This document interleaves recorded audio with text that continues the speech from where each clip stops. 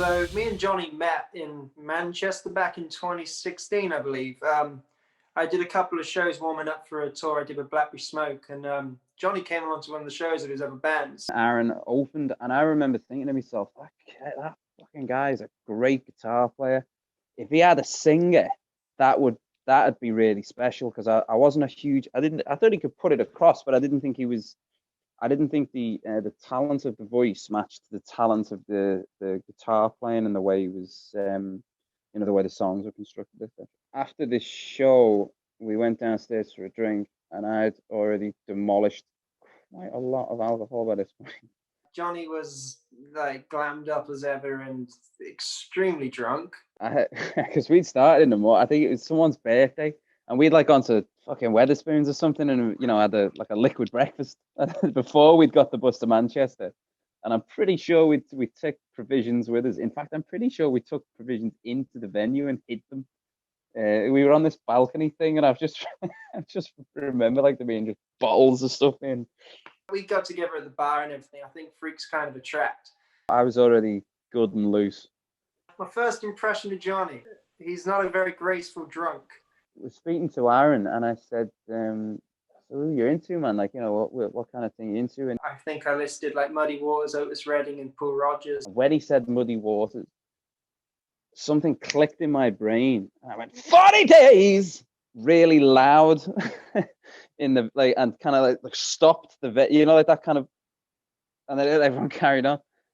And he probably at that point should have been like, this guy's crackers, what the fuck am I speaking to this guy for? But we didn't. We had a few drinks and we became friends, you know what I mean? But it was odd, although we got on and Jonnie was singing to me at the bar and everything, we didn't talk till 2018 really, I guess, when I messaged him out of the blue. I asked him if he knew any singers, and he wrote back, yeah man, me. That was kind of it, you know what I mean? It was odd.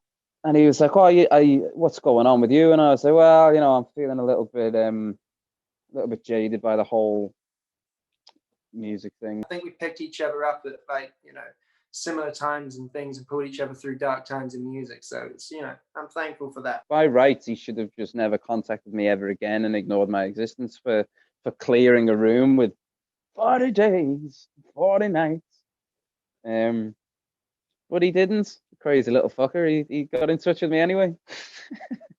I think that was pure luck, me just messaging Jonnie about it, really, because I hadn't really heard him sing, and I met him once in a bar. Jonnie was just a good guy, you know what I mean? You could see that straight away, and he had a lot of work ethic, and he loved music, and he cared a lot about blues and the history and everything, and you could tell he followed it back. And not a lot of guys do that. I think now everybody sort of seems to think it starts, in 1972 or something, you know what I mean? And he clearly done his homework, you know what I mean? He sang the whole of the music history to me in one night, so it was, I was impressed, yeah.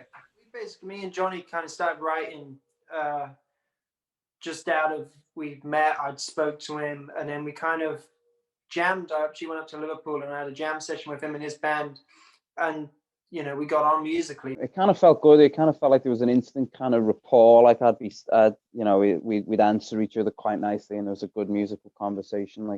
I always think music like this is like throwing a ball to each other. You don't want to drop the ball, etc.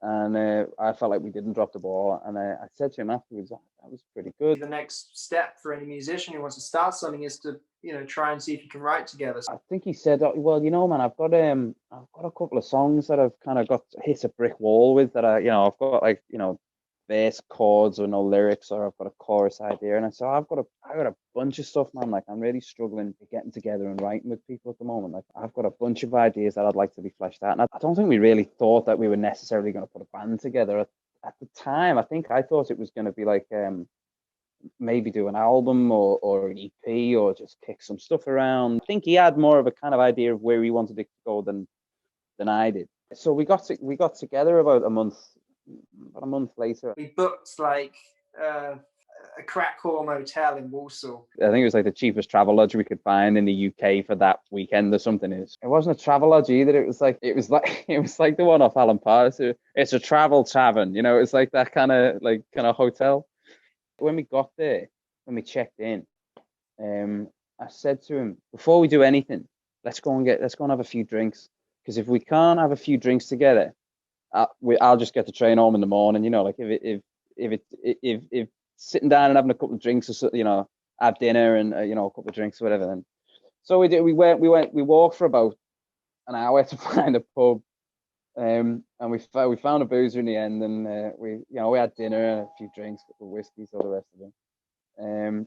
And then we went back. We wrote Coming Home in that session, and then like another 6 songs. That was it then, that we could write together.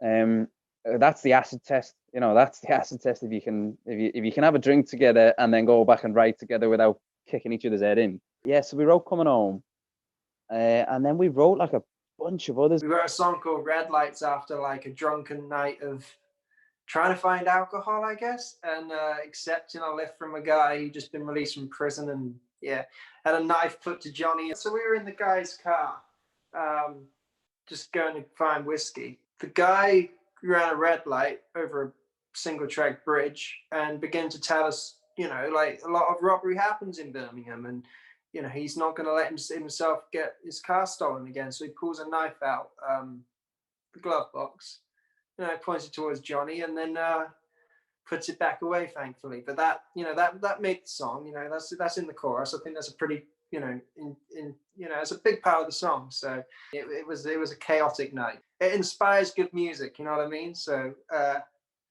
it was a good session, and we got good songs out of that, I think. And it was just one of those kind of magical songwriting weekends where everything kind of falls really nicely, because it could have just gone the other way. It could have just been, we could have just sat staring at each other in this hotel room and it'd have been really fucking awkward, but it didn't. And we came out with a bunch of stuff, and then it kind of went from there to, well, let's get together again and you know, try and write some more, which we did. And then it kind of went from there to, well, let's see if we can get a band around this. And then it was a case of kind of assembling the dream team.